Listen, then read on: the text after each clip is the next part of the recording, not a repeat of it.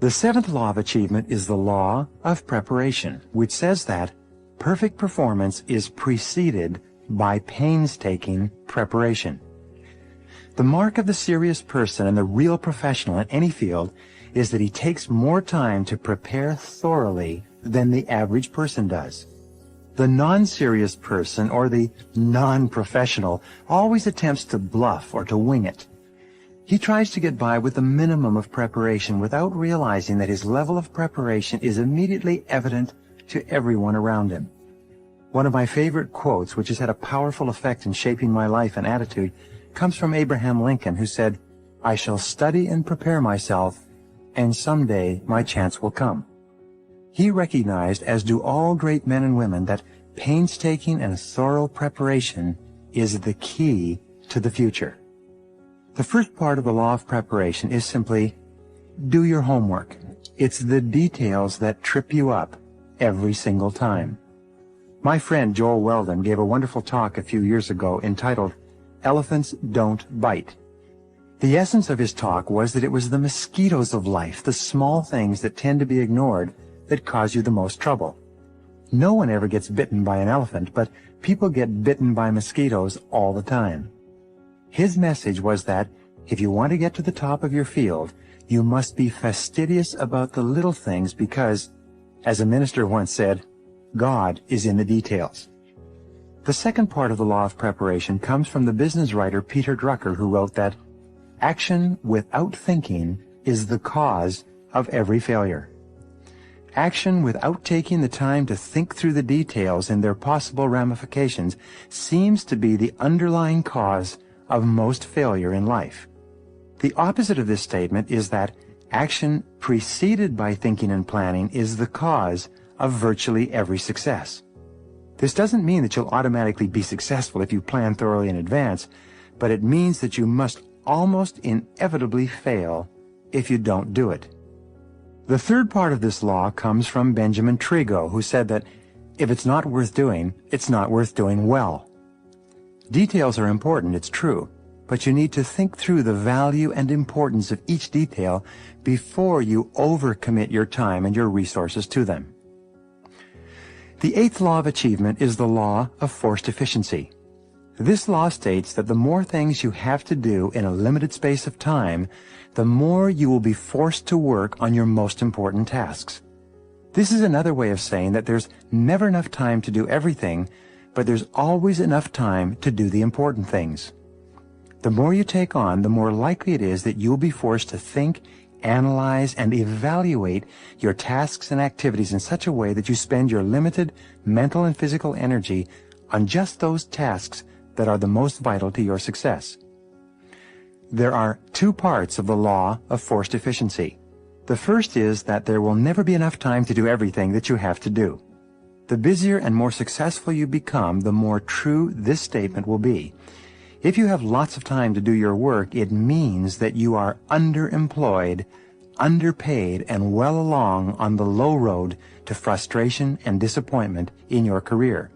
The fact is that you can only discover how much you can do by trying to do too much. You can only find out how far you can go by going too far. You discover how much you can take on by taking on more than you can do.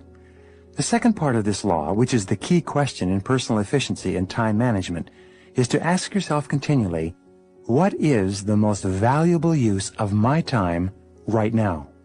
Always keep yourself on track and focus on your most important responsibilities by asking yourself hour by hour and minute by minute, what is the most valuable use of my time right now? The ninth law of achievement is the law of decision. It says that every great leap forward in life is preceded by a clear decision that leads to action. All high-achieving men and women tend to be very decisive in their thoughts and actions. They think things through carefully. They decide exactly what they want, and then they make clear decisions and take action to make those decisions a reality. In your life, you've had several experiences where you've been unsure of what to do, and you've resolved your dilemma by making a clear decision one way or the other. In looking back, you'll probably find that that was the turning point for you and that everything else flowed from the decision. The ability to make good decisions is one of the most critical thinking skills of the successful man or woman. In fact, in one study, the careers of managers who were promoted rapidly were compared to those of managers who were passed over for promotion. Researchers found the one distinguishing behavior between the two groups was that the more rapidly promoted managers were more decisive in doing their jobs. The interesting fact that came out of this study was that, given written tests with hypothetical problems, both sets of managers were equally accurate in their answers. The more successful managers, however, on the job were willing to make decisions based on their answers, while the unsuccessful managers were afraid to for fear of making a mistake. The very act of being decisive can be the critical factor that enables you to take command of a situation and move ahead more rapidly. We've found that high achievers are not necessarily those who make the right decisions every time, but they are those people who make their decisions right. They accept feedback and self-correct. They take in new information and they change if necessary, but they are always decisive, always moving forward, never wishy-washy or vacillating in their attitudes toward life. The first part of the law of decision is simply this: act boldly and unseen forces will come to your aid.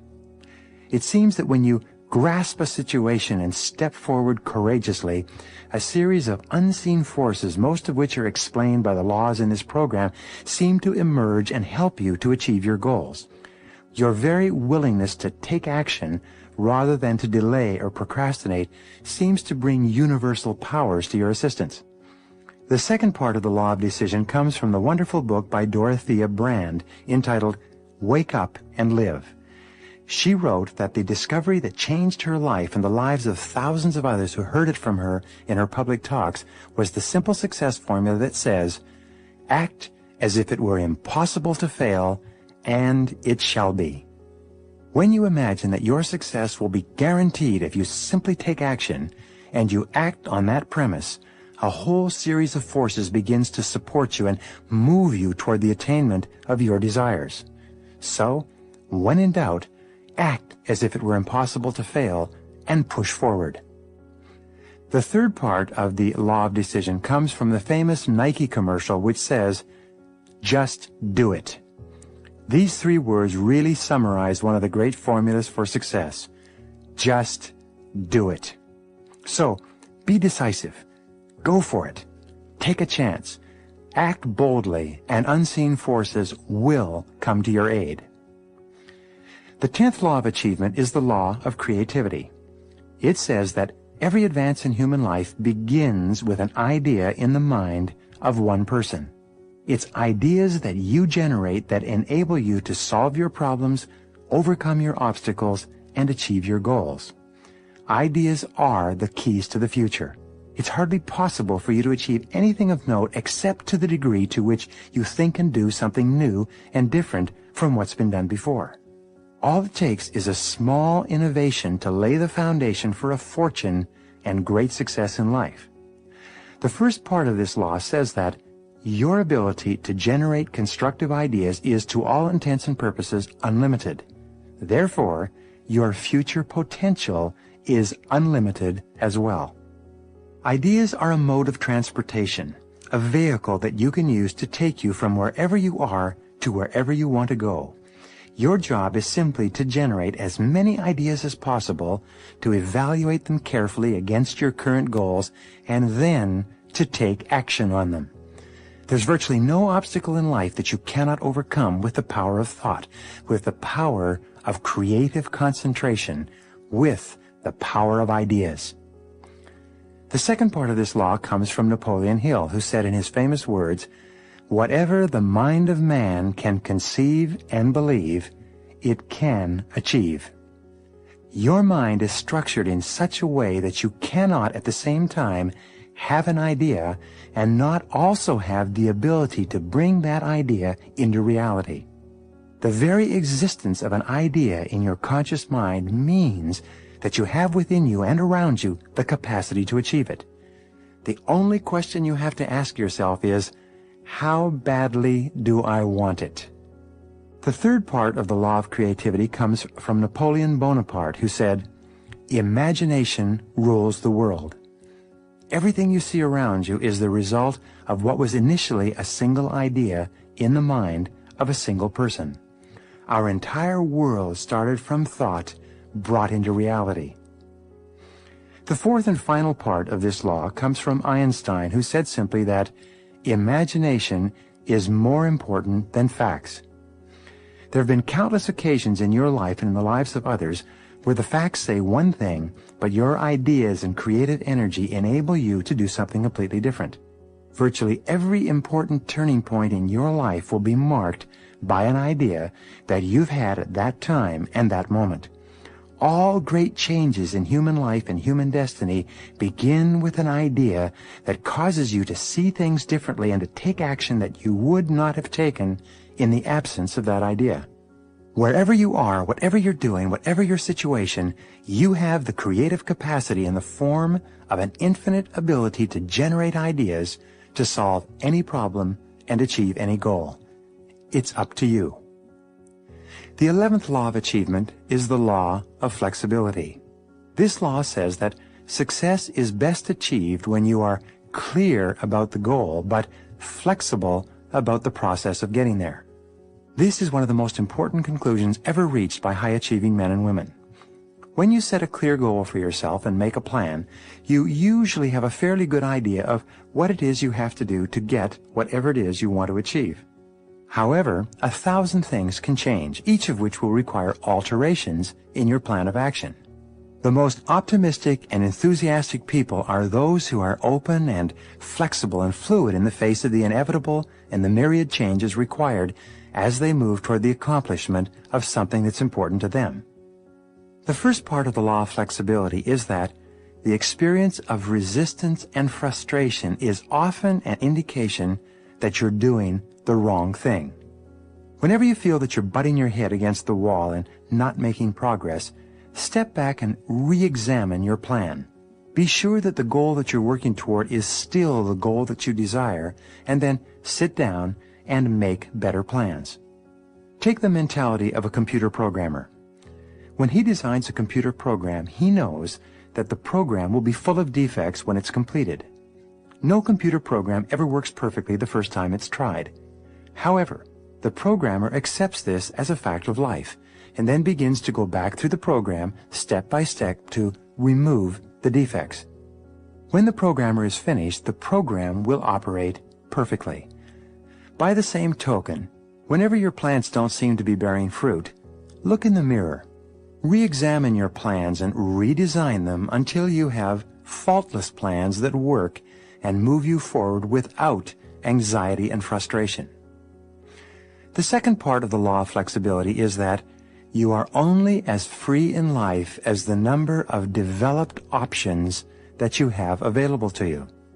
Your freedom and happiness is largely determined by the number of alternatives that you've developed in case your first choice doesn't work. The more thoroughly developed your options and alternatives, the more freedom you have. If one course of action doesn't develop as you expected, you're fully prepared to switch. In my courses on decision making, once a decision has been reached, I encourage the participants to ask the question, what else would be a good decision in this situation? The very exercise of developing alternatives enables you to think more clearly and can be a major contributor to the level of achievement that you experience. The third part of the law of flexibility is that crisis is change trying to take place. Whenever you're experiencing a crisis or difficulty of any kind, stand back for a moment and ask yourself, what change is trying to take place that is being signaled to me as a result of this crisis? You may be having a crisis in your work, in your personal relationships, with your health, or with your business. In almost every case, a crisis is an indication that something is wrong and that pursuing the same course would be an unwise thing to do.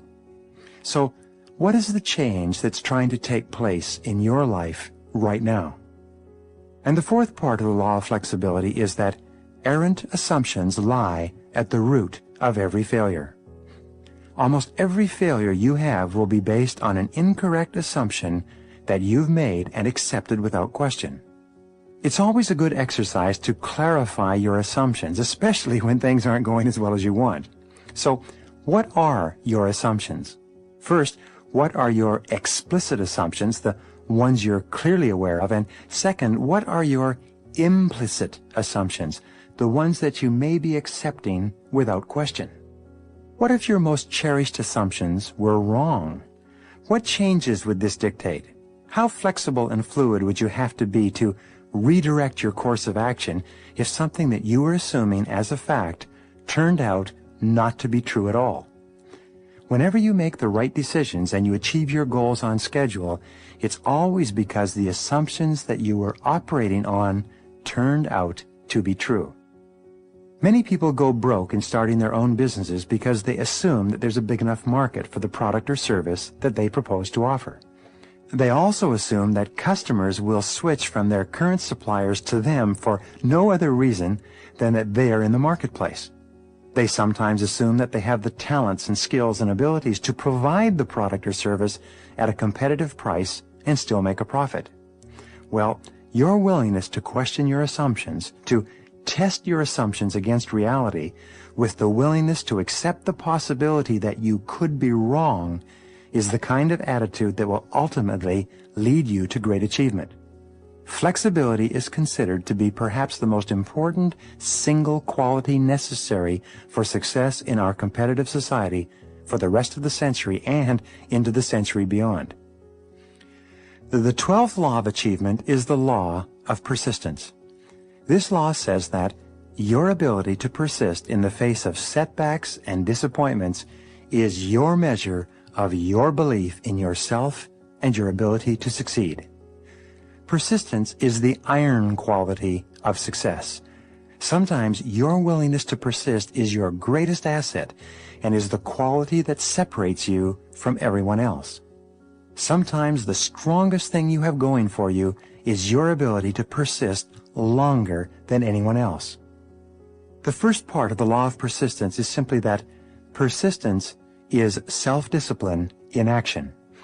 It's when you face the inevitable setbacks and delays and disappointments and temporary defeats, and you continue to persist in spite of them, that you demonstrate to yourself and others that you have the character of self-discipline and self-mastery that is absolutely indispensable for the great success that you desire. Churchill summarized the second part of the law of persistence when he said, "Never give up. Never, never give up." Churchill believed, and he proved throughout his lifetime, that bulldog tenacity in the face of what appeared to be overwhelming defeat was often the critical quality that turned that defeat into victory. Earlier I mentioned that intense, burning desire is absolutely essential to the overcoming of obstacles and the achieving of great goals. For your desire to be intense enough, your goals must be purely personal. They must be goals that you choose for yourself, rather than goals that someone else wants for you, or that you want to achieve to please someone in your life. In goal setting, for the process to be effective, you must be perfectly selfish about what is that you really, really want for yourself. This doesn't mean that you cannot do things for other people, either at home or at work. This simply means that, in setting goals for your life, you start with yourself, and work forward. The great question. One of the most important questions in goal setting is this: what do I really want to do with my life? If you could do or be or have anything at all in life, what would it be? Remember, you can't hit a target you can't see. You should return to this question, over and over again, in the months and years ahead. What do I really want to do with my life? In determining your true goals, you start with your vision, your values, and your ideals. When you begin, these will often feel a bit like fantasies, detached from reality. However, now your job is to make them concrete, like designing a dream house on paper. You start with your general goals and then move to more specific goals. 1. What are your 3 most important goals in your business and career, right now? 2. What are your 3 most important financial goals right now? 3. What are your 3 most important family or relationship goals, right now? 4. What are your 3 most important health and fitness goals, right now? The flip side of the above questions is for you to ask, what are my 3 biggest worries or concerns in life, right now? What bothers you, worries you, concerns you, and preoccupies you, in your day-to-day life? What aggravates or irritates you? What is robbing you of happiness, more than anything else? As a friend of mine often asks, where does it hurt? Once you have identified your biggest problems, worries, or concerns, ask yourself. 1. What are the ideal solutions to each of these problems? 2. How could I eliminate these problems or worries immediately? 3. What is the fastest and most direct way to solve this problem? In 1142, William of Ockham, a British philosopher, proposed a method of problem solving that has come to be referred to as Occam's razor. This way of thinking has become famous and popular throughout the ages. What Occam said was that the simplest and most direct solution, requiring the fewest number of steps, is usually the correct solution to any problem. Many people make the mistake of overcomplicating goals and problems. But the more complicated the solution, the less likely it is ever to be implemented, and the longer the time it will take to get any results. Your aim should be to simplify the solution and go directly to the goal, as quickly as possible. For example, many people tell me that they would like to double their incomes. If they are in sales, I ask them, what is the fastest and most direct way to double your income? After they have come up with a series of suggestions, I give them what I consider to be the best answer. Double the amount of time that you spend face-to-face with qualified prospects. The most direct way to increase your sales has always been the same. Spend more time with better prospects. If you don't upgrade your skills or change anything else about what you are doing, but you double the number of minutes that you spend face-to-face with prospects each day, you will probably double your sales income. According to studies that go back as far as 1928, the average salesperson today spends 90 minutes each day face-to-face with prospects. The highest paid salespeople spend 2 or 3 times that amount. They organize their days efficiently to assure that they spend more minutes in the presence of people who can and will buy their products or services. And the more time they spend with prospects and customers, the more skilled they become at selling. The better they get, the more they sell and the more they earn, and in less time. If you examined your work, you would find that 20% of what you do accounts for 80% of the value of all the things you do. In my advanced coaching programs, we teach our clients to identify those 20% of activities that contribute the very most value and then do twice as many of them. Instead of using their intelligence to juggle their time and accomplish a greater number of tasks, we teach them to do fewer tasks, but tasks of higher value. Some of our clients double their productivity, and subsequently, their income in as little as 30 days with this approach, even if they have been working for many years in the same position. Always look for the simplest and most direct way to get from where you are to where you want to go. Look for the solution that has the fewest number of steps. And most of all, take action. Get going. Get busy. Develop a sense of urgency. The best ideas in the world are of no value until they are implemented. As the poet said, the saddest words of mice and men are these, it might have been. In determining your true goals, use the magic wand technique. Imagine that you have a magic wand that you can wave over a particular area of your life. When you wave this magic wand, your wishes come true. Wave a magic wand over your business and career. If you could have any 3 wishes in your work, what would they be? Wave a magic wand over your financial life. If you could have any 3 wishes in your financial life, what would they be? Wave a magic wand over your family life and your relationships. If you could have any 3 wishes in this area, what would they be? If your family life were ideal in every respect, what would it look like? Wave a magic wand over your health and fitness. If you could have any 3 wishes with regard to your body and your physical well-being, what would they be? If your health were perfect, how would it be different from today? Wave a magic wand over your skills and abilities. If you could have any 3 skills or abilities, developed to a high level, what would they be? In what areas would you like to excel? The magic wand technique is fun on the one hand, but quite revealing on the other. Whenever you imagine that you have a magic wand, your true goals in that area emerge. You can also use this exercise for other people who are not sure about what they want or where they are going. It is amazing what comes out when you ask this question. Here is another goal-setting question that reflects your true values. Imagine that you went to a doctor for a full medical checkup. Your doctor calls you back a few days later and says, I have good news for you and I have bad news for you. The good news is that, for the next 6 months, you are going to live the healthiest and most energetic life you could possibly imagine. The bad news is that, at the end of 180 days, because of an incurable illness, you will drop stone dead. If you learned today that you only had 6 months left to live, how would you spend your last 6 months on Earth? Who would you spend the time with? Where would you go? What would you strive to complete? What would you do more of, or less of? When you ask yourself this question, what comes to the top of your mind will be a reflection of your true values. Your answer would almost always include the most important people in your life. Very few people in this situation would say, well, I'd like to get back to the office and return a few phone calls. In setting your true goals as an extension of imagining that you have no limitations, make up a dream list. A dream list is a list of everything you would like to be, have, or do in your life, sometime in the future, if you had no limitations at all. Mark Victor Hansen, co-author of Chicken Soup for the Soul, recommends that you sit down with a pad of paper and make a list of at least 100 goals that you want to accomplish in your lifetime. Then imagine that you have all the time, all the money, all the friends, all the abilities and all the resources necessary to achieve these goals. Let yourself dream and fantasize. Just write down everything that you would like to have as if you had no limitations at all. The amazing discovery you will make is that, within 30 days after writing out this list of 100 dreams, remarkable things will begin to happen in your life, and your goals will start to be achieved, at a rate that you cannot even imagine today. This seems to happen to virtually once they have written down at least 100 goals. You should give it a try. You could be amazed at the results. Here is another goal-setting question: if you won $1 million tomorrow, cash, tax-free, how would you change your life? What would you do differently? What would you get into or out of? What would you do more of or less of? What would be the first thing you would do if you learned today that you had just received $1 million cash? This is a way of asking the question, how would you change your life if you were completely free to choose?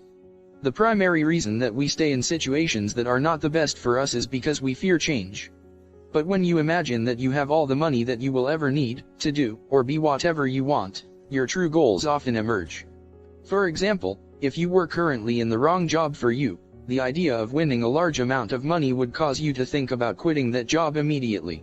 If you were in the right job for you, however, winning a lot of money would not affect your career choice at all. So ask yourself, what would I do if I won $1 million cash, tax-free, tomorrow? Here is another question to help you clarify your true goals: what have you always wanted to do but been afraid to attempt? When you look around your world, and you look at other people who are doing things that you admire, what have you always wanted to do is, well, but you have been afraid of taking the chance? Have you wanted to start your own business? Have you wanted to run for public office? Have you wanted to embark on a new career? What have you always wanted to do but been afraid to attempt? In setting goals for your life, short and long term, you should continually ask yourself, what do I most enjoy doing, in each area of my life? For instance, if you could do just one thing all day long in your work, what would it be? If you could do any job or full-time activity all the time, without pay, what would it be? What sort of work or activity gives you the greatest joy and satisfaction? The psychologist Abraham Maslow identified what he called peak experiences, those moments or times when the individual feels the happiest, most elated and exhilarated. One of your aims in life is to enjoy as many peak experiences as possible. You achieve this by thinking back and identifying those moments of peak experience in your past, and by imagining how you could repeat them in your present and future. What have been your happiest moments in life up to now? How could you have more of those moments in the future? What do you really love to do? You should have goals for social and community involvement and contribution as well. Think about what kind of difference you would like to make in your world. What organizations, causes, needs or social problems would you like to work on or in? What changes would you like to see? Who is there who is less fortunate than you that you would like to help? If you were independently wealthy, what causes would you support? Most of all, what could you do today to begin making a difference in your world? Don't wait until some future date when everything will be ideal. Instead, start today in some way. One of the most important areas of goal setting is your financial life. If you could earn and accumulate all the money you need, you could probably achieve most of your non-financial goals faster and easier than you can today. If your life were ideal, how much money would you like to earn each month, each year? How much would you like to save and invest each month and year? How much would you like to be worth sometime in the future? What sort of estate would you like to accumulate by the time you retire, and when would you like that to be? Most people are hopelessly confused about their financial goals, but when you become absolutely clear about them for yourself, your ability to achieve them increases dramatically. When you are absolutely clear about what you want, you can then think about your goals, most of the time. And the more you think about them, the faster they will materialize in your life. This process of asking yourself questions about your goals in each part of your life begins to clarify your thinking and make you a more focused and definite person. As Zig Ziglar says, you move from being a wandering generality to becoming a meaningful specific. Most of all, you reach the point where you can determine your major definite purpose in life. This is the springboard for great achievement and extraordinary accomplishment. Your major definite purpose will be the topic of the next chapter, and how to achieve it will be the subject of the chapters to come. Determine your true goals. 1. Write down your 3 most important goals in life right now. 2. What are your 3 most pressing problems or worries right now? 3. If you won $1 million cash, tax-free, tomorrow, what changes in your life would you make immediately? 4. What do you really love to do? What gives you the greatest feelings of value, importance, and satisfaction? 5. If you could wave a magic wand over your life and have anything you wanted, what would you wish for? 6. What would you do? How would you spend your time, if you only had 6 months left to live? 7. What would you really want to do with your life, especially if you had no limitations?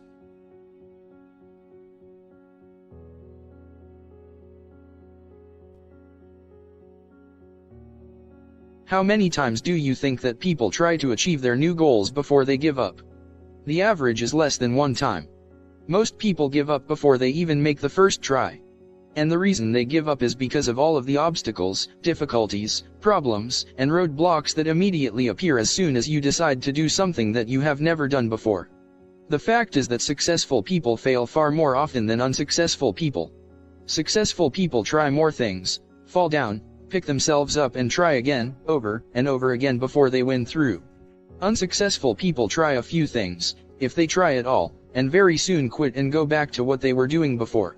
You should expect to fail and fall short many times before you achieve your goals. You should look upon failure and temporary defeat as a part of the price that you pay on your road to the success that you will inevitably achieve.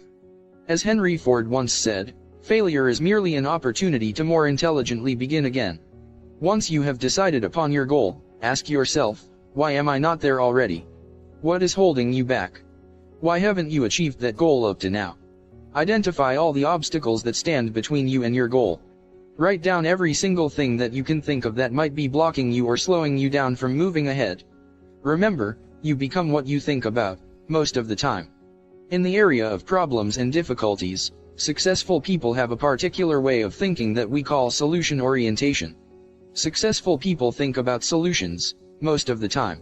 Unsuccessful people think about problems and difficulties most of the time. Solution-oriented people are constantly looking for ways to get over, around and past the obstacles that stand in their ways.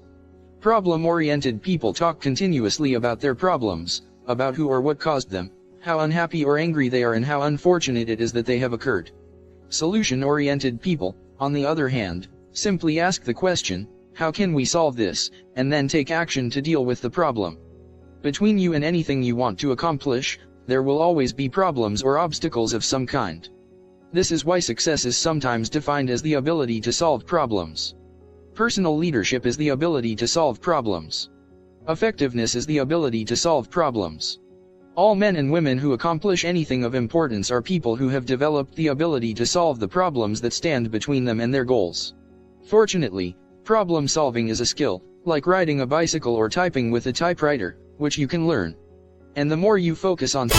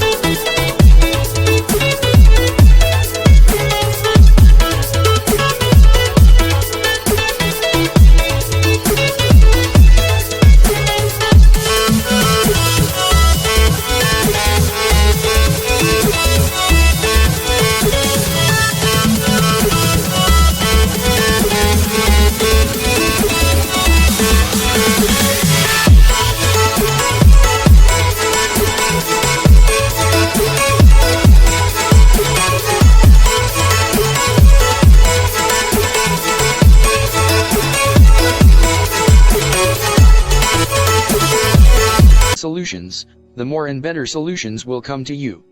The better you get at solving problems, the faster you will be at solving each subsequent problem.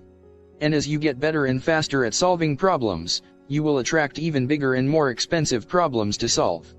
Eventually, you will be solving problems that can have significant financial consequences for you and others. This is the way the world works. The fact is that you have the ability to solve any problem or to overcome any obstacle on the path to your goal, if you desire the goal intensely enough. You have within you, right now, all the intelligence and ability you will ever need to overcome any obstacle that could possibly hold you back. One of the most important breakthroughs in thinking in the last few decades was described by Elihu Goldratt in his book The Goal as the theory of constraints. This theory says that, between you and anything you want to accomplish, there is a constraint, or limiting factor, that determines how fast you get to where you want to go. For example, if you are driving down the freeway and there is traffic construction that is narrowing all the cars into a single lane, this bottleneck, or choke point becomes the constraint that determines how fast you get to your destination. The speed at which you pass through this bottleneck will largely determine the speed of your entire journey. In accomplishing any major goal, there is always a constraint or bottleneck you must get through as well. Your job is to identify it accurately and then to focus all of your energies on alleviating that key constraint. Your ability to remove this bottleneck, or deal with this limiting factor, can help you move ahead faster than perhaps any other step you can take. The 80-20th rule applies to the constraints between you and your goals. This rule says that 80% of your constraints will be within yourself. Only 20% of your constraints will be outside of yourself, contained in other people and situations. To put it another way, it is you personally who is usually the major roadblock that is setting the speed at which you achieve any goal that you set for yourself. For most people this is hard to accept. But superior people are more concerned with what is right rather than who is right. Superior people are more concerned with the truth of the situation, and what they can do to solve the problem, than they are with protecting their egos. Ask yourself, what is it in me that is holding me back? Look deep within yourself and identify the key constraints in your personality, temperament, skills, abilities, habits, education, or experience that might be holding you back from achieving the goals that you have set for yourself. Ask the brutal questions. Be completely honest with yourself. The primary obstacles between you and your goals are usually mental. They are psychological and emotional in character. They are within yourself rather than within the situation around you. And it is with these mental obstacles that you must begin if you want to achieve everything that is possible for you. The two major obstacles to success and achievement are fear and doubt. It is first of all, the fears of failure, poverty, loss, embarrassment, or rejection that holds the average person back from trying in the first place. This is why the average number of times that a person tries with a new goal is less than 1. As soon as he thinks of the goal, these fears overwhelm him and, like a bucket of water on a small fire, extinguishes his desire completely. The second mental obstacle, closely aligned to fear, is that of self-doubt. We doubt our own abilities. We compare ourselves unfavorably to others, and think that others are somehow better, smarter and more competent than we are. We think, I'm not good enough. We feel inadequate and inferior to the challenges of achieving the great goals that we so much want to accomplish. Fortunately, if there is anything good about doubt and fear, it is that they are both learned emotions. Have you ever seen a negative baby? Children come into the world with no doubts or fears at all. And whatever has been learned can be unlearned, through practice and repetition. The primary antidotes to doubt and fear are courage and confidence. The higher your level of courage and confidence, the lower will be your levels of fear and doubt, and the less effect these negative emotions will have on your performance and behavior. The way that you develop courage and confidence is with knowledge and skill. Most fear and doubt arises out of ignorance and feelings of inadequacy of some kind. The more you learn the things you need to know to achieve your goals, the less fear you will feel on the one hand, and the more courage and confidence you will feel on the other. Think about learning to drive for the first time. You were probably extremely tense and nervous, and made a lot of mistakes. You may have driven erratically and been a danger to yourself and others. But over time, as you mastered the knowledge and skills of driving, you became better and better, and your confidence increased. Today, you can quite comfortably get into your car and drive across the country with no fear or worry at all. You are so competent at driving that you can do it well without even thinking about it. The same principles apply.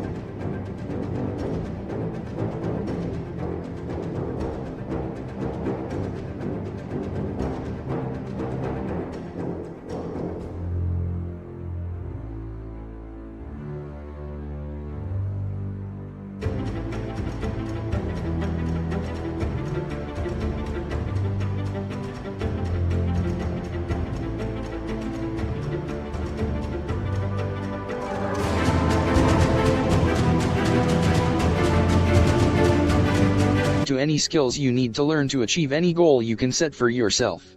Dr. Martin Seligman of the University of Pennsylvania spent more than 25 years studying the phenomenon of what he called learned helplessness. What Seligman concluded, after interviewing and studying many thousands of people, was that more than 80% of the population suffers from learned helplessness to some degree, and occasionally to a very high degree indeed. A person suffering from learned helplessness feels that he or she is incapable of achieving his or her goals, or improving his or her life. The most common manifestation of learned helplessness is contained in the words "I can't." Whenever the victim of learned helplessness is offered an opportunity, possibility, or new goal, he immediately responds by saying, "I can't."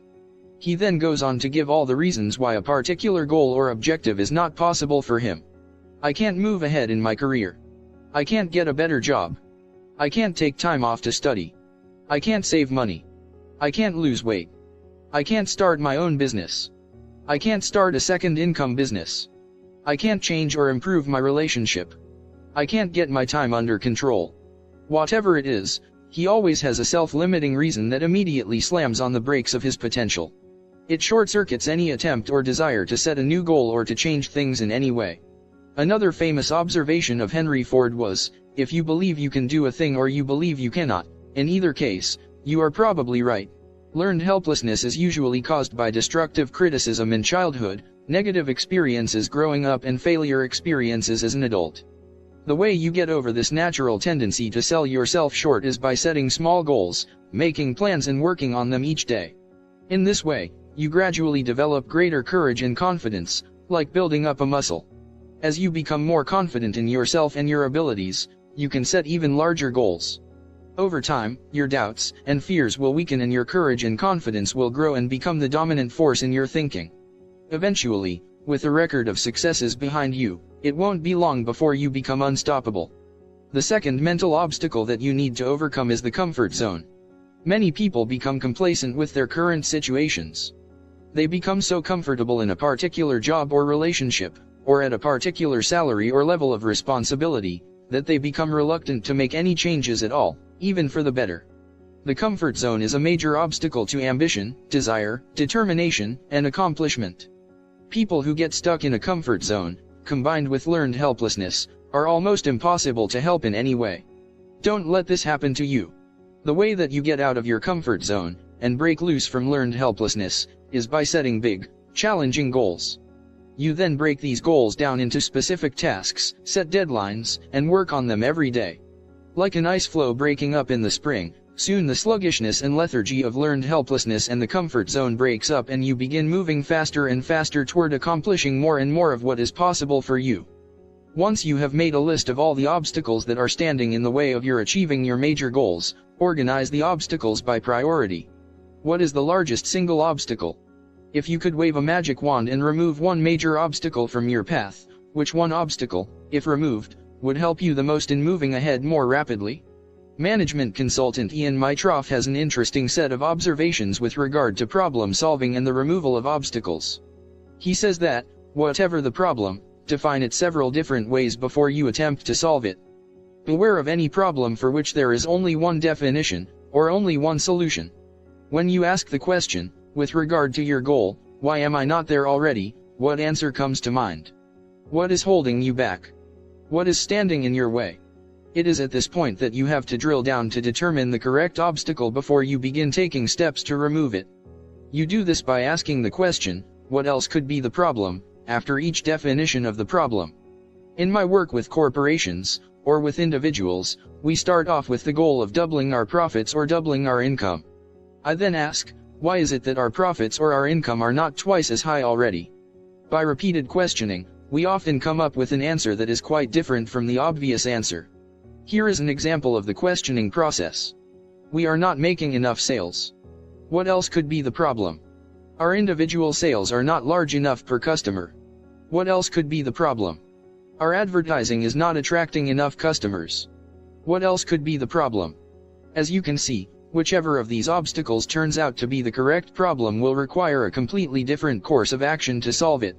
If we don't have enough sales, our solution is to increase the number of sales. If our sales are not large enough per customer, our solution is to increase the size of sale per customer. If our advertising is not drawing enough customers, our solution is to improve the quality of our advertising in some way. You could say, our customers are not buying enough from us. What else could be the problem? Our customers are not buying frequently enough from us. What else could be the problem? Our salespeople are not selling enough to our customers. This could lead to totally revamping the quality of the sales force through better recruiting, training and management. What else could be the problem? Our customers are buying too many of our products from our competitors. What else could be the problem? Our competitors are selling too much of their products to our customers. This answer forces you to ask, what value or benefit do our prospective customers see in purchasing from our competitors? How could we offset this perceived benefit? What else could be the problem? We are not making enough profit on our sales. What else could be the problem? It costs us too much to make each sale. What else could be the problem? And so on. Each new definition of the problem suggests different ways that the goal of increased sales or profitability could be achieved.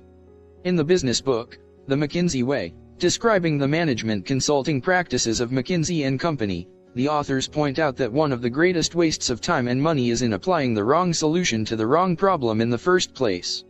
This can apply to your problems and obstacles as well. By identifying the constraints or reasons that you are not achieving your personal income goals, each definition leads to a different set of solutions. They require that you think in different ways. In your personal life, it is the same. The accuracy with which you identify the obstacles or bottlenecks that are holding you back will determine the appropriateness of the various steps that you can take to remove or alleviate those obstacles. You could start off by stating the problem in this way: I'm not earning enough money. What else is the problem? I'm not contributing enough value to be worth more money. What else could be the problem? I'm not good enough at what I do to be capable of getting results that are worth more than I'm earning today. What else could be the problem? I don't use my time efficiently enough during the workday. What else could be the problem? I spend my evenings watching television, my weekends socializing, and I seldom read or learn anything that would help me to be better at my job. Once you have determined the major obstacle that is holding you back, rewrite that obstacle as a positive goal. For example, you could now say, my goal is to continually upgrade my skills and abilities so that I am in the top 10% of money earners in my field. You then make a list of all the things that you could do to upgrade your knowledge and skills, improve your time management, increase your efficiency and effectiveness, and make more sales for your company. You set deadlines and measures next to each step in your strategy to achieve excellence in your field. You then select one key task and take action on it immediately. From then on, you hold your own feet to the fire. You become your own taskmaster. You discipline and drive yourself to do the things that you need to do to become the kind of person you need to become in order to achieve the goals that you have set for yourself. This exercise of identifying what is holding you back and then setting a clear, written goal to remove that obstacle puts you back in control of your own life. By following through on your resolution, you virtually guarantee your ultimate success, and the achievement of almost any goal you can set for yourself. If you have any questions or concerns about the accuracy of your problem definition, discuss it with someone you know and trust. Put your ego aside. Invite honest feedback and criticism. Be open to the possibility that you have fundamental flaws and weaknesses that are standing in the way of your realizing your full potential. Be brutally honest with yourself. Once your problem or obstacle is clear to you, ideas, opportunities and answers will come to you from various sources. You will begin to attract into your life all kinds of resources that will help you to overcome the obstacle or difficulty, either within yourself or within the situation around you, and move you more rapidly toward your goal. Remember the old poem, for every problem under the sun, there is a solution or there is none. If there is a solution, go and find it. If there isn't, never mind it. For every problem or obstacle that is standing between you and what you want to accomplish, there is a solution of some kind somewhere. Your job is to be absolutely clear about what sets the speed at which you achieve your goal and then to focus your time and attention on alleviating that constraint. By removing your major obstacle, you will often make more progress in a few months than the average person might make in several years.